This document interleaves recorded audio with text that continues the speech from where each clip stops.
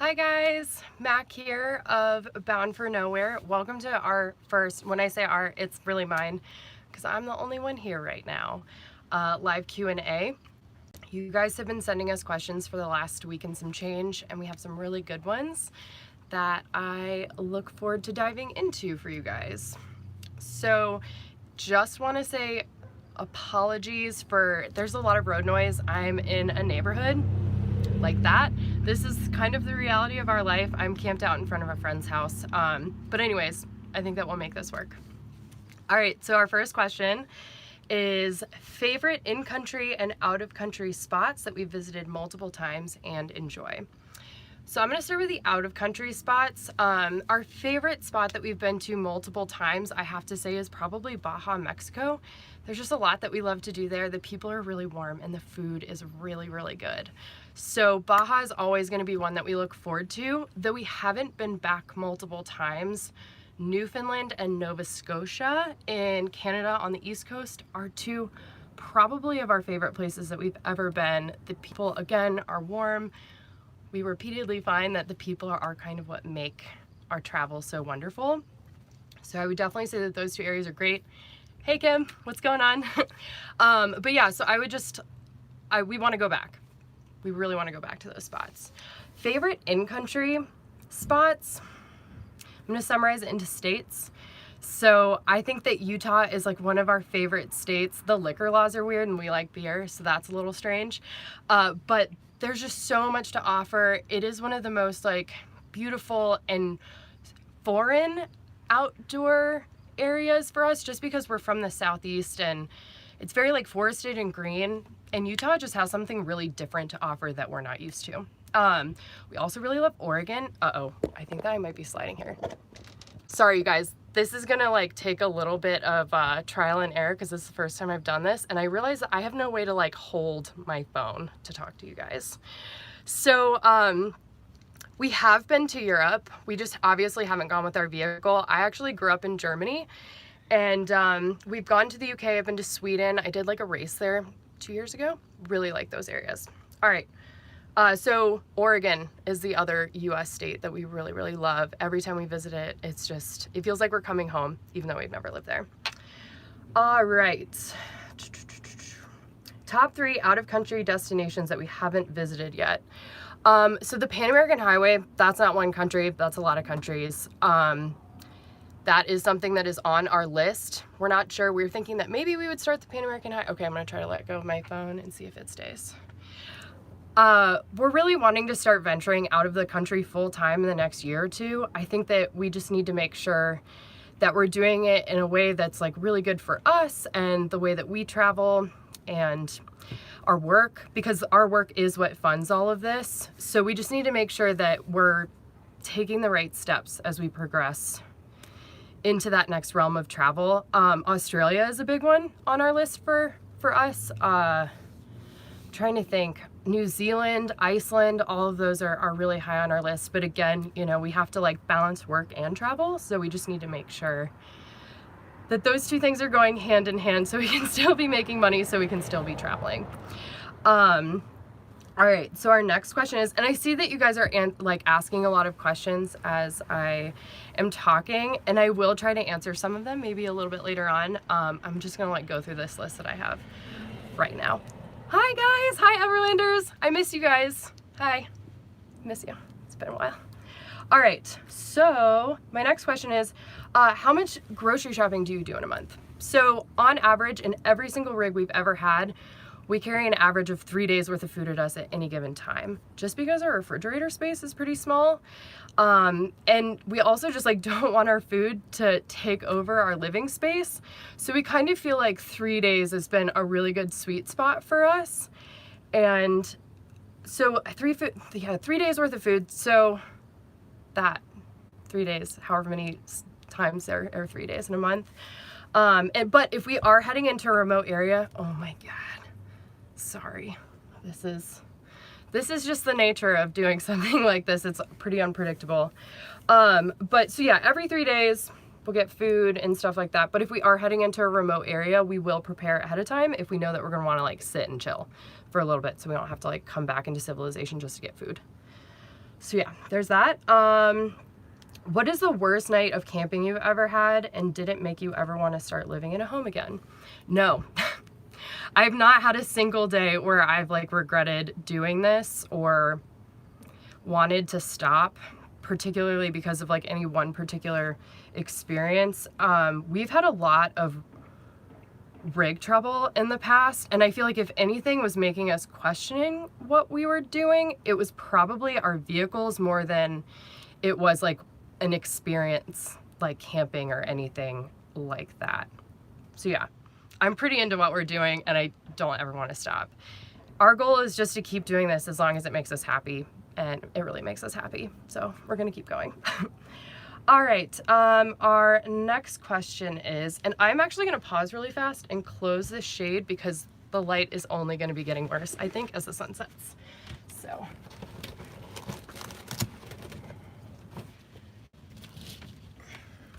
That's so much better. All right. So, do you see yourself getting another rig, or is Roxanne finally your final one? Right now, what we're doing, this rig is perfect for us. We absolutely love this decision. We're so happy with it. At this moment, I'm gonna say no, but I'm also never gonna say never because life is long, you know, life events happen, things change. So I'm not gonna say that this is our final one because also life is too short. I wanna own too many cars. That's how I feel about that. I really want a Land Cruiser, you guys. I will have one day. All right, the next question is, do you boondock 100% of the time? And if not, how many times a month do you pay for camping? So we actually almost never pay for camping. It is a super rare situation for us because we're really trying to be in super remote and wild places, and typically you don't have to pay for those. So I would say probably since the beginning of the year, we've maybe paid for camping 3 times. Yeah, we don't really do it that often. So, all right, next question. What questions did you ask yourself to identify the right rig for you? There's a dog in the neighborhood that seems to be very upset right now. But there was a lot of questions. I think with our first vehicle, which was a Volkswagen Vanagon, we were just like super lusty over, you can't deny how cool Westies are. And my phone's falling again. Okay. We just really loved that it was a really compact vehicle, but it gave you really great livability. You could still sleep other people. Yeah, they were easy to come by at the time because we bought ours a while ago. But since then, I think that all of our other vehicles have kind of taught us lessons about what does and does not work for us. So I think that for us, we made a list of everything that we wanted included in a vehicle. Everything. And then we divided it into 2 lists. Must have, like absolutely must have, and then it would be nice to have. And then anytime we would look at a vehicle, and we literally looked at, it felt like we looked at everything. Sprinters, the vans, trucks, everything, tow behinds. And we just kind of wanted to try to get as many of those boxes ticked off. Obviously the priority being the must have column, and then everything else was just extra. And for us, I would say our top 3 priorities these days is off-road capability, something that is modern and safe and reliable, just because we too often are in places that are hard to get to, and you really want your vehicle to turn on when you turn the key. So that, and then a comfortable place to work, just because we work a lot, like a lot. So we wanted something that we could just have a comfortable work day, because in our Toyota Tacoma, coffee shops and libraries was like the only way that we could work. Our van, if the weather was bad, had to be in a library or a coffee shop. So since our work funds all of this, it was really important to us that we just had a really comfortable place to work, because it's an investment in our business and our longevity on the road. So those were all things. I think if you just have to figure out your priorities for you, and that's going to be different for everybody, and then just make sure you're catering to those needs. So that is that. Next question. What is your inspiration for your next destination? So Owen actually typically does most of our trip and very specific travel plans. He's really great with maps. That's like such a terrible way to say that, but typically we're following mild weather around. We're mild weather people. We have a fluffy ass cat that needs to be in mild weather. So we kind of are just like following, we're like chasing summer. So yeah, that's kind of, and then we kind of have these points, like these things, these parks, these hikes that we want to do. And then we just kind of try to hit them when the weather's nice, when it's mild. So we like set mid 70s during the day and then like 50s at night. That's like a really beautiful sweet spot. But I will say winter is everywhere except for in Florida. So yeah, it just kind of depends on time of year, what we're trying to do, and what the weather looks like. All right. How about dealing with uncertainty on the road? And what do you do if a place is lackluster? And do you ever get bored? No, we don't get bored. Oh my gosh, I'm so sorry guys. This thing is slipping so much. So we don't get bored just because if a place isn't really like, if we're not into it, we'll just leave. And that's the great thing about doing this. If we show up and the weather is bad and it's like not conducive for doing the things that we like to do, like we'll just move on and try to come back and hit it again when the weather is better. But yeah, I don't know, we don't get bored because we also have each other, and now we have Luna. But in our free time, we do like read, and I draw. I actually also do like freehand embroidery, and I brought all of this stuff because I was like, oh, I'm gonna have so much free time on the road. And I like almost never, I almost never touch it because we actually don't have that much free time. Between work and when the weather is nice and we don't have work, we're gonna go try to do something outside. So yeah, don't get bored that often. And yeah, you guys, if you show up somewhere and you don't like it, just leave. It's easy. It's great. All right, next question. What are the key steps you guys took when you began life on the road, such as savings, vehicle, and finding remote work? That's a really, really big question. So work on the road, Owen and I are designers, freelance designers. We have our own business, so we're contract designers. Owen does motion graphics, I do graphic design and illustration. I also do freelance writing, and we both do some freelance photography work. We took 2.5 years to build up our business, to know that we were gonna have enough work to support us, because it was really important to us that this was all sustainable. And in the past, so back in 2012 when I graduated from college, we actually went on the road using our savings account. And we went for 6 months, and we were shopping for a new place to live. And it ended up being that we fell in love with the motion more than we did any one particular place. So coming off the road against our will when we ran out of money at the end of that trip was quite possibly the most gut-wrenching experience we've ever had. And we just knew that when we decided we were going back on the road, that we never wanted that to happen again. So we took the 2.5 years ahead of time to know that like we were setting ourselves up so we'd never have that experience again. So I think in the end, like if you're preparing for life on the road, you just need to know what you want your life to look like once you get out there, and make sure you're taking the appropriate amount of time ahead of time to ensure that that's what it'll be. Because not everybody wants to work full time when they get on the road, because there's definitely some sacrifices that come with that, but it's entirely up to you. As far as vehicles are concerned, we were like, we're doing a van again. There wasn't a whole lot of discussion there. We had both liked them for so long and wanted one. So we were like, oh sweet, that's what we're gonna do. So we bought it actually about, it was like almost a year before we went on the road, just so we could do a lot of modernization, because ours was like bone stock, and we new engine, new electrical, new curtains. We did a bunch of like woodworking, new water lines, new tires, new brakes, new starter. So yeah, it was nice to have like a weekend project that we just kind of slowly were chipping away at over that first year. And it was really important to us too that we were going to be living on the road and calling a car our house, that we knew it really well. So we wanted to take that year to really get to know it. And we did. We really did. But even though we did all of that work ahead of time, still wasn't quite as reliable as we wanted it to be. And then savings. So as a freelance person, like we're designers, but like as a freelancer, you want to have a savings account. The rule of thumb is 3 months of income. in the bank at all times. So that's pretty much what we did. I will say that working on our van really ate into that savings account. And then after we went on the road and it kept breaking down, that also broke into that savings account. So yeah, just like have some savings, 3 months of income. I'm gonna try to let go of this again. And have your work set up if that's what you wanna do. And then vehicle, just have it, know it. If I was gonna recommend something to past me, it would be pick a reliable vehicle, because you don't want your symbol of freedom to be the one thing that holds you back. And that's kind of what we ended up with. So that's what I would do.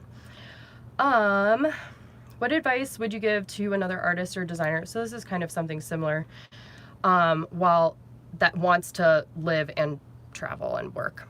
Do it ahead of time. That's my advice.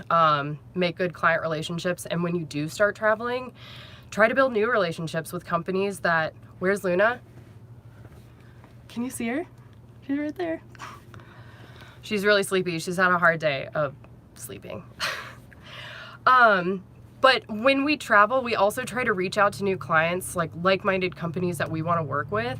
So when we're in the area of where their office is, we'll reach out to them, because it's a great opportunity to, you know, develop a relationship. And I also think as a freelancer, they're really trusting you to get their work done, especially since we live an alternative lifestyle.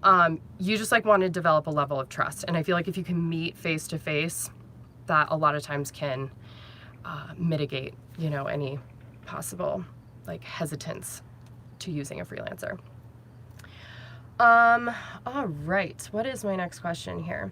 What is your average monthly cost of living on the road? Can you include things such as car insurance, gas, and utilities? All right, so our costs, I will say we don't budget. We're like the worst as far as that's concerned. And I think that the reason is that we made a conscious decision that if we were going to continue to work full time, and I always say full time, like we still do like a full work week when we have the work, because we're freelancers and it kind of ebbs and it flows. But I don't know, we just like wanted to feel like we were thriving and not surviving. And I feel like something that's really important to that is to like feel like you have this space to spend your money if you want to. So, but I will say that our general life on the road is pretty inexpensive. So we buy groceries every 3 days. That bill is usually like $50 to $60. And then gas, we actually don't buy as much gas as people think we do. We are usually a tank of gas a week kind of thing, because during the week when we're working, we're moving a little bit slower. But our tank is huge in this truck. It's 38 gallons. So let's see, I filled up yesterday and it was $78. So $78 like four times a month. Sometimes a little more than that. But okay, so then our health insurance, this is like a whole massive can of worms. Our health insurance, I think, is only $80 a month. Our health insurance is heavily subsidized because this is a big topic, you guys. We'll come back to that a little bit later, but our health insurance is about $80 a month. And then we do have a payment on the camper and the truck, 2 separate payments. The truck payment, we just refinanced, and I think it's like $450, and I think it's actually $450 a month for the camper as well. So we're looking at about $900 a month total for that. And then our car insurance is pretty inexpensive. It's a 2019 Toyota Tundra, so it's not that much to insure. And the camper is pretty inexpensive to insure as well. And then I'm trying to think if there's anything else. Other than that, like we really don't spend money on anything else. Like we don't have room for clothes, so we don't buy that kind of stuff. So yeah, it's food, gas, and our utilities are just payments for our camper. And this is the first time we've had a payment for our rig at all. And it's kind of weird, but it's cheaper than a mortgage. So it's our house. It was worth it. And this is a question. I have it later on, but I'm going to go ahead and say it because a million people have asked. How much was our rig? I'm going to tell you. So we did buy a truck and a camper, and then we had a full overhaul on the whole thing to like make it work as one. And so our total payment came out to about $100,000. There it is. Paid 100 grand. But again, comes out to less than rent than we were paying in Atlanta before we went on the road. And we get to change our backyard whenever we want. And she's really badass and she's beautiful and we love her. But our build, just so you guys know, was done in Philly with mainline overland. The camper came from California, the truck came from Orlando, the flatbed came from Australia, and then mainline took all of the pieces and put it together and made what we have now, and we love it. All right, next question. Tell us about the mouse incident you had and what you're doing to prevent mice from breaking in the future. So when we were doing the John Muir Trail about 2 months ago, we left our truck parked at Whitney Portal, which is the trailhead that we exited out of the John Muir Trail. And I detailed the cab. Nothing was in there because it's bear country. You have to worry about that kind of stuff. I cleaned the whole cab out. I even like sprayed things down, Febrezed, wiped the dashboard, but we still had mice. The only thing that I left in there was a box of tissues and it was shredded. So that was the sign, and there was also mouse poop everywhere.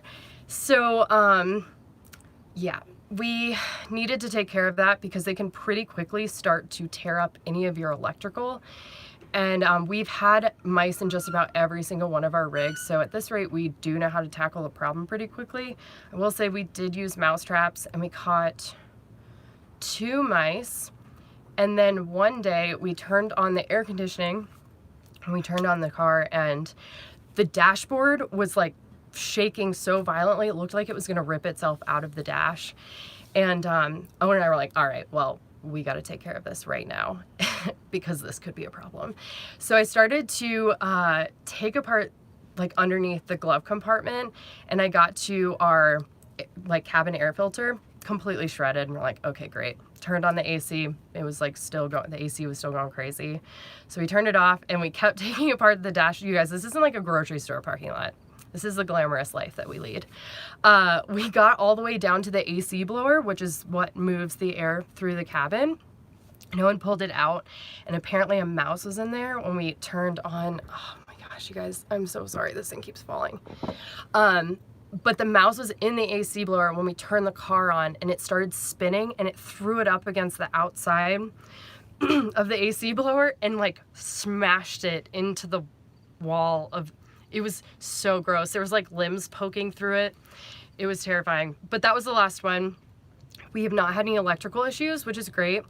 Modern cars have a soy-based like insulation on the wires, and sometimes that not sometimes, a lot of the times it attracts mice because they'll eat it.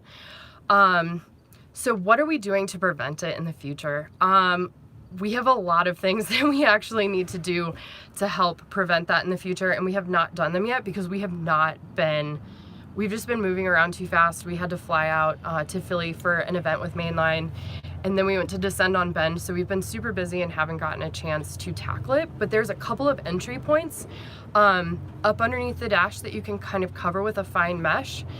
I've gotten so much advice, like the peppermint oil trick and stuff like that. So I think that we're gonna kind of do a couple of things, leave the cotton balls around with peppermint oil on it.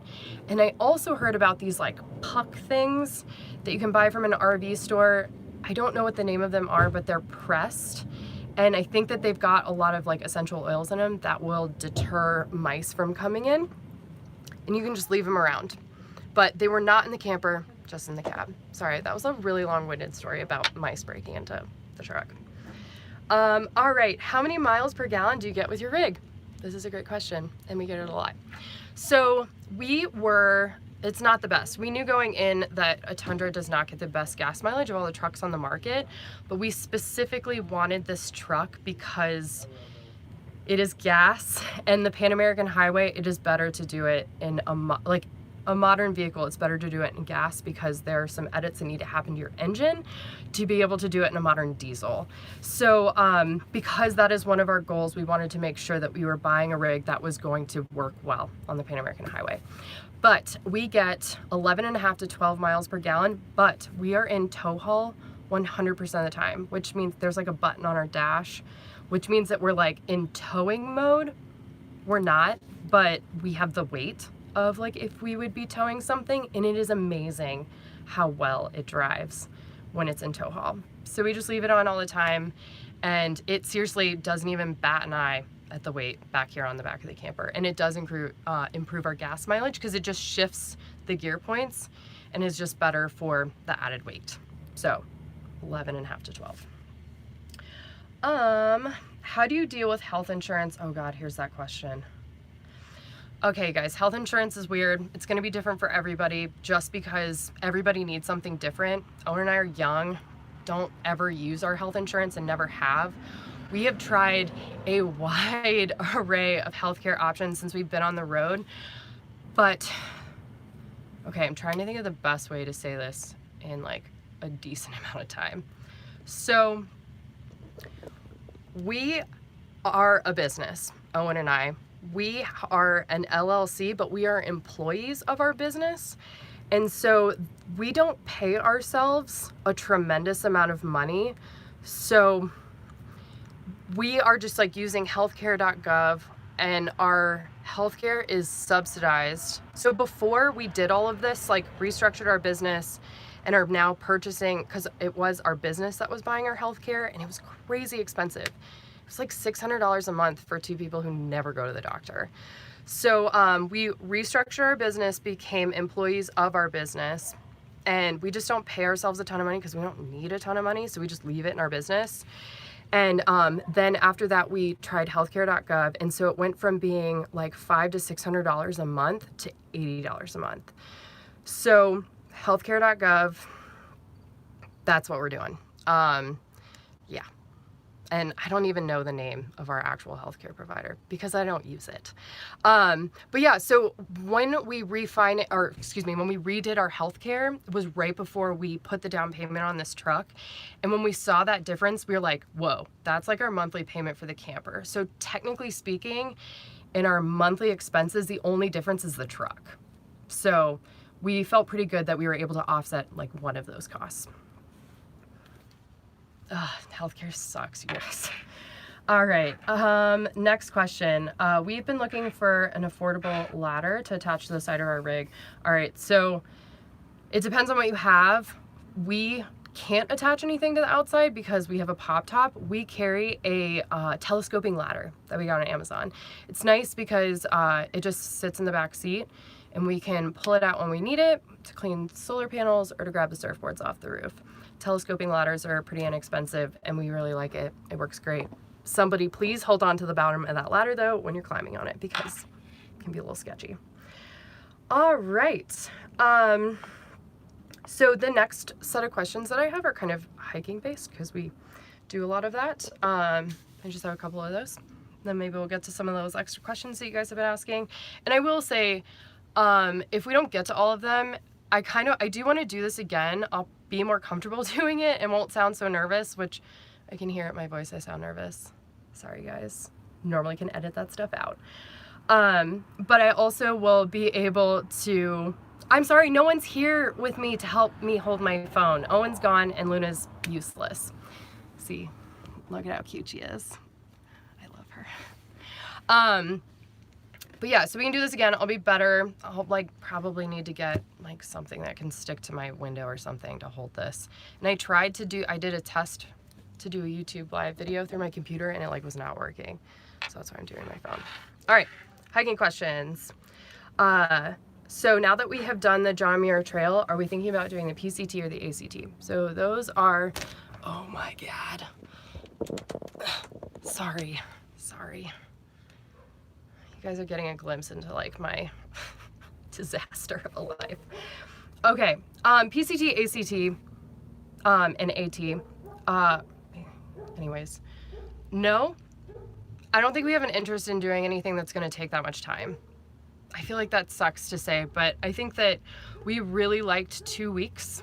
Like the 15-16 day range was really nice. It's you quickly get into the swing of things. And it felt like a good amount of time without being too much time because again, we do have to work. Yeah, I don't know. No, no. But I think that we are interested in more like expedition style hiking, maybe some mountaineering in the future. We do need to take some like classes on mountaineering and stuff like that, but yeah, 15 to like 2 weeks. I do a month, 2 weeks to a month. What is your favorite Fry Street food? Mountain House makes the most amazing breakfast skillet. That one's really good. And then Backpacker Pantry, they have a really great pad thai and Three Sisters stew. I will say that we find when we're hiking a lot, our body wants something more simple rather than complicated. So those simple flavors it's not beer, it's water. Oh, but look, you guys, I'm using a koozie that I designed for Go Westy. Hey. They still like me even though I don't own a Vanagon anymore, which is really sweet of them. It's just a LaCroix. Pamplemousse, of course. Let's see. What am I doing? Oh, what do you do to charge your phone, GPS, and things on multiple day hike? I'm actually using it right now to charge my phone. It is an Anchor battery. They take about 6 hours to charge, but we used like not even a quarter on the entire John Muir Trail charging everything on these. They're crazy powerful. And we like them so much we just use them around the truck now. We have 2 of them. These things are awesome. Any preferences on firearms in remote or wilderness areas for protection as needed? All right. No, we don't carry anything like that. Not who we are. Hate to say it. We are strong believers on acting on our gut feelings. And I'm a personal believer that if you carry a gun, you lose touch with those gut feelings. Owen and I have like a no questions asked policy. If he or I are uncomfortable somewhere, say the word, we'll leave. No one has to explain themselves, and it served us really, really well. I feel like we're really in touch with how we feel about places and people. So yeah, no, we don't. As far as like wildlife is concerned, if it is a bear prone area, like big bear, we'll carry bear mace. We have it. It's like in the driver's side door. It's like always on hand. Yeah, otherwise, no. That's just, I hate to say it, that's not who we are. We just don't do that. All right. Must read books on Mac and Owen's top 5 list. We really, really love nonfiction, kind of like expedition, like travel-based stories. I'm gonna grab a book. 2 books, actually. The Emerald Mile. I'm reading it right now. Owen's read it. It was a hand-me-down from my grandmother. This is an amazing book. A lot of really cool information, actually, about Utah and the Southwest and the waterways. Really, really good book. Really well written. Another book that we really like, I haven't read this, Owen did, but we met Craig and Fred recently at an overlanding event. These 2 are so sweet and have the most amazing story. This is a really great book. And there is a kids version out there too, for the babies in your life. Trying to think, so that's 2. I should have thought about this before I came on here. Maybe we'll come back to that. What is your favorite tool for editing videos? We are 100% an Adobe family. Just as designers, we already own the Adobe suite. So that's going to be Final Cut. And Owen uses After Effects for our graphics. And Owen is typically the one who edits our videos because he's really good at it and he works with video as it is. Yeah, so those are our 2. They're great. All right, so I think that's the end of my questions. And again, if I think of another book that I like, I have a lot of books that I like. I just can't think of them right now because I'm on the spot. But let's see. I want to answer some of these questions that you guys have, so I'm just gonna pull them up. All right. Let's see. Oh, I think that, Owen, are you on here answering questions as I go? You are amazing. I love you and I miss you. So yeah, Owen is away for business right now. We're gonna be apart for a month, and it's like the first time we've been apart for this long, for a really long time. Do you wish you had air conditioning in the camper sometimes? Are fans enough? Hi, Owen. Hi, I love you. Okay, so Yeah, I mean, it would be cool to have air conditioning, but the amount of power that it would require is just like not sustainable for us. I will say, we do, like I said, we travel based on weather, so it's typically not a problem. But to give you an example, last week, we were traveling through Idaho quickly, albeit because we were trying to get Owen to an airport, but it was like over 100 degrees for 2 or 3 days, and it was just that hot everywhere. And it was just, for us, it's like, yeah, we can suffer, and that's totally fine.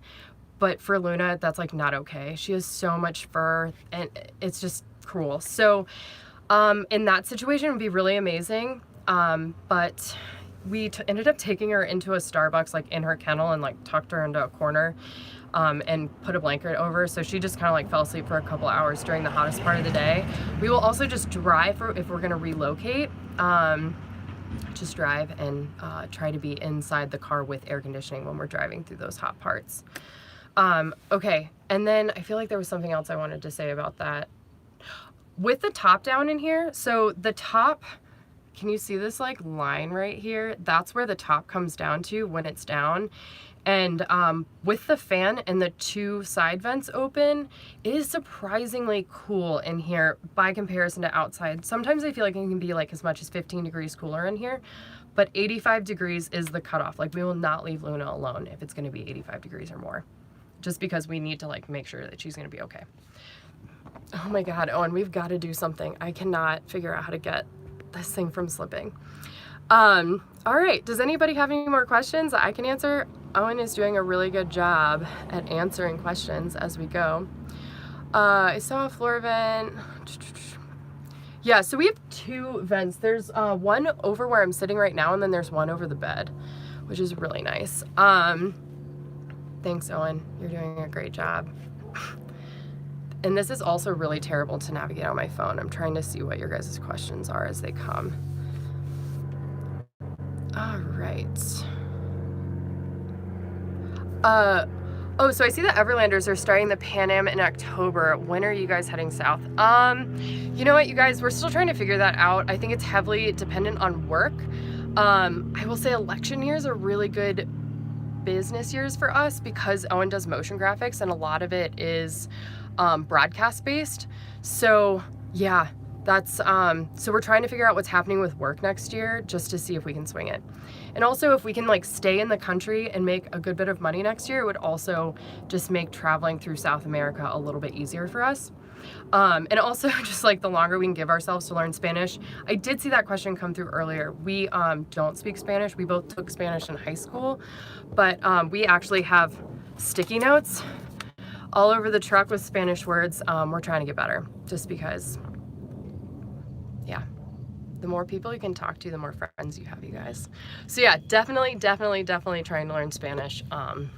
Just so we can make lots of friends. Will you come to Canada someday? We've been to Canada a lot of times and we love it. Canadians are just like the best. You guys have really beautiful nature and sorry, I almost said a really bad word. Canada's great. Let's see. What do we do in our downtime? A lot of times in the evening, we'll play cards, particularly if we don't have service. We carry Phase 10, which is a really great game. Uno, a regular deck of cards because you can play like tons of stuff with that. We have National Park Trivial Pursuit. That is a really fun one and it'll make you feel really dumb. So if that's what you're looking for, I really recommend that game. But we've actually learned about a lot of things because of that card game. And then we also have Monopoly Deal, which is a Monopoly card game. Doesn't take nearly as long to play as the board game, and you will still have people that you care about when it's over, because I feel like people just get really upset with each other when they play real Monopoly, but the card game is super fun. Let's see, any more questions, you guys? I think that I might have, see if I skipped any here. I don't think I did though.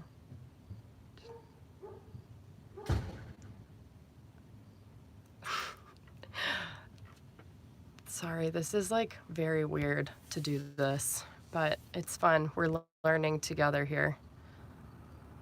Let's see. Noah says bad weather for the entire country. What are you gonna do? Drive south? I don't know. I feel like there is something that I wanted to talk about. Let's see. Guys, I'm so sorry.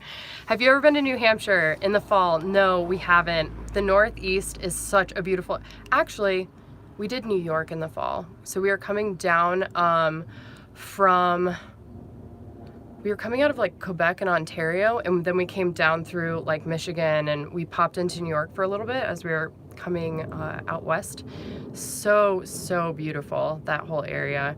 I will say that I think that our favorite like section of traveling that we have ever done since being on the road was probably last summer in our Toyota Tacoma, when we followed the Appalachian Mountains north, all the way up into Canada, and then we did let's see, New Brunswick, Prince Edward Island, Nova Scotia, Newfoundland, Labrador, Quebec, Ontario, that whole loop. It was so beautiful. And I do feel like people who travel in a similar way that we do not go up there. I do understand why it is kind of a challenge for camping, particularly inside of the US. So we had to follow the Appalachian Mountains north, and we couldn't really venture into cities just because that area is so heavily populated, and being that we're boondocking or like remote camping, it was a challenge going up north. But as soon as we made it into Canada, it was really great. It's just like such a magical place. I feel like I should tell you this one story about Heart's Content, Newfoundland, which is like the greatest town name of all time.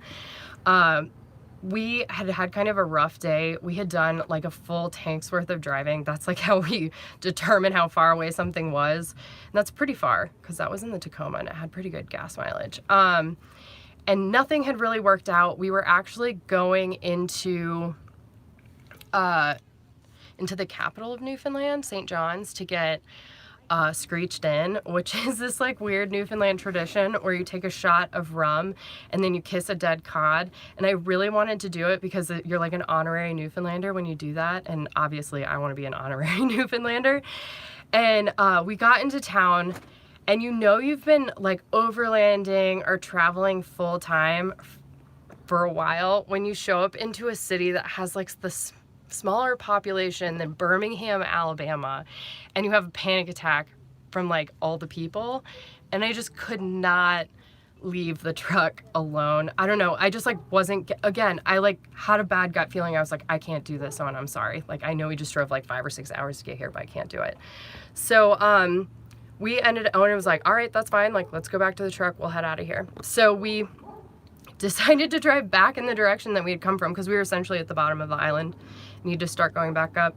Drove about an hour and a half out of town to Heart's Content, and we were going to be camping at the base of this lighthouse. And we got there, and I pulled everything out and like to start making dinner, and this man like drove over with a lady in the car, and they were obviously coming over to talk to us.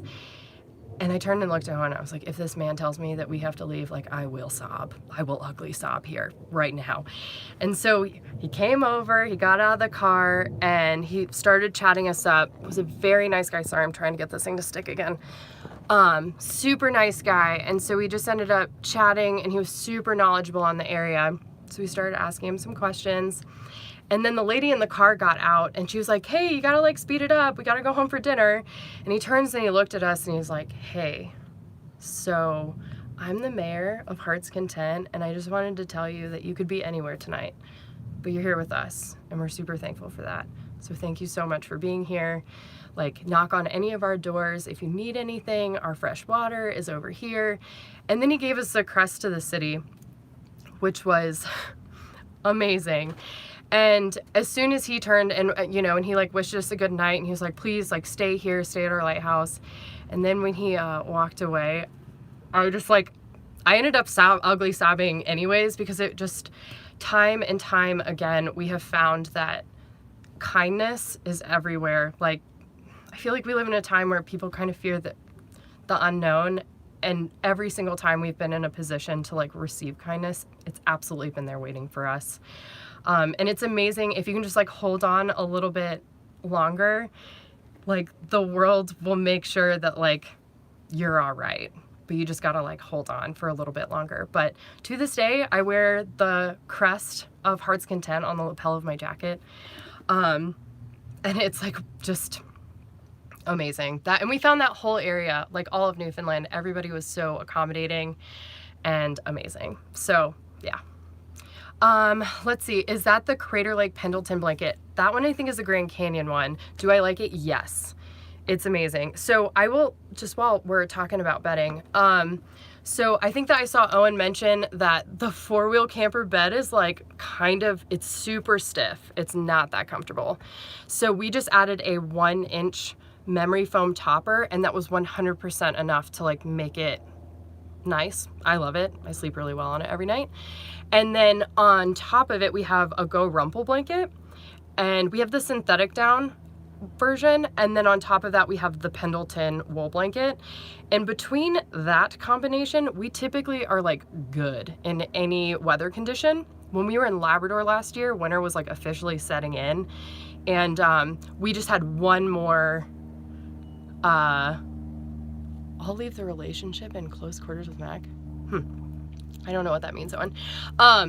But between that combination and one additional wool blanket, it was very sub-freezing, and it snowed that night, and we were still good. I will say that I love the Go Rumple blankets. I was a little worried about it when we first got it because it makes a lot of noise when you move, but over time it does soften up and doesn't make that noise, or maybe it does and we just like don't notice it anymore. And then for pillows, I'm gonna take this off. This is just killing me. I'm gonna try to not be shaky too. And so for pillows, Owen uses an inflatable Nemo equipment pillow. He really likes it because he can let air in or out of it to really be perfect for whatever elevation we're at. And I use a memory foam pillow, but like one of the ones with the little dip in it.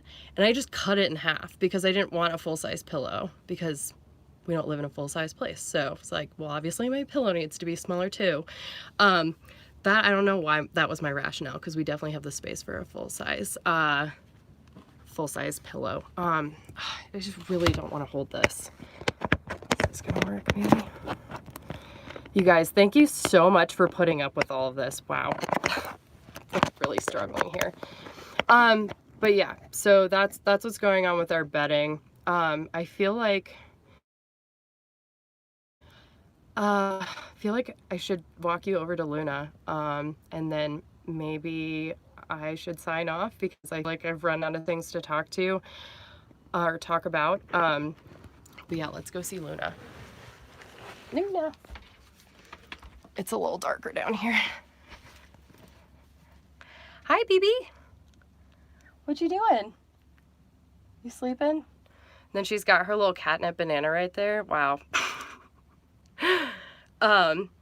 You guys, I just have to say, I'm like so impressed with Luna. So we've recently started taking her on walks. And when I say walks, like we just leave the truck and I don't know, she used to be fine with like her, she used to be fine with her leash and harness, but over time I think that she's starting to like, because we've given her taste of freedom, but she follows us if we just go for walks. So it's pretty awesome. The other night, Owen and I took Luna on a walk up just like a little dirt road, and she even crossed the cattle guard and everything. I was really impressed with her. But she's 10, she's Craigslist rescue cat, and she has never shown any signs of being interested in living on the road because we did try when we had our van again. And I think that she didn't like it because it was so loud, and you know, it's just an older vehicle. So she was not interested, so that's when we decided that she was going to need to stay with Owen's parents. So, and then when we got this rig, we were like, nope, it's time. She can move in with us. And also Owen's parents were like, hey, we thought you were going to be gone for a year. So it's been 3 now. And we're like, yeah, she's our cat. We want her to be with us. And she really adds a lot, I think, to our travels. So it'll be really cool to see. There's a lot to navigate, I think, for full-time out-of-the-country travel, particularly with a pet, particularly even more so if we're going to be crossing a lot of borders on the Pan American Highway. There's a lot of research to be done there, but We'll figure it out. We always do. So yeah, I think I'm going to sign off, you guys. Thank you so much. Again, I'm so sorry for all the technical difficulties and the fact that my phone would not stay suction cupped to the wall. But we will... Sharpies, yes or no? Like the pens? Sharpies, yes. I like Sharpies. They're really cool. They make my handwriting look awesome. But yeah, I'm going to sign off. I think that I'll be able to do a better job if I can get it to work on my computer next time, because I can have a better way of seeing your questions come in. And, oh my God, I love you so much, Luna. You're so cute. Love it. All right, you guys, thank you so much for tuning in. I'm so sorry. I'm like not as professional as I feel like I should be, but we all have to do this once to learn. Thank you guys so much for all of the words of encouragement. We appreciate you guys for all of your support and kind words and for following along, because it really does bring a whole lot of extra like meaning to what we do. I don't know. It's just sometimes full-time travel can feel really selfish, or a lot of times it can feel really selfish, particularly since, you know, we've got our parents at home and our grandparents, and you know, it's sad that we don't get to see them as much, I think, as some people get to see their parents, but they're really supportive of us, and it feels awesome to have like a lot of other supportive people, and it's just good to know that others get something out of travels that we do. So, all right, I'm rambling. All right, thanks guys so much. This was fun and awkward, but that's also me in a nutshell. All right, thanks guys. Have a great night. Bye. Okay.